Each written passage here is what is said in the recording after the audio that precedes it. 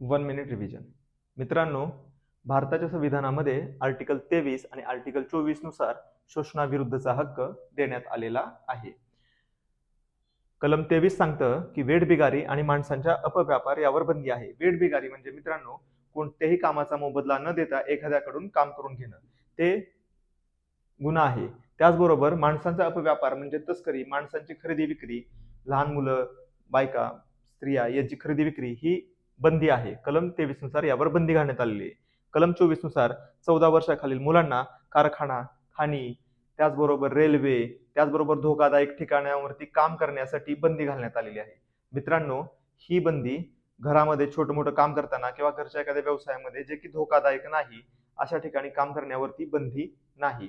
So या दोन अधिकार देण्यातून शोषण कमी करण्याचा प्रयत्न भारतीय संविधानाने केलेला आहे. सिरीज आवडली असेल तर लाईक, शेअर, सबस्क्राईब करा.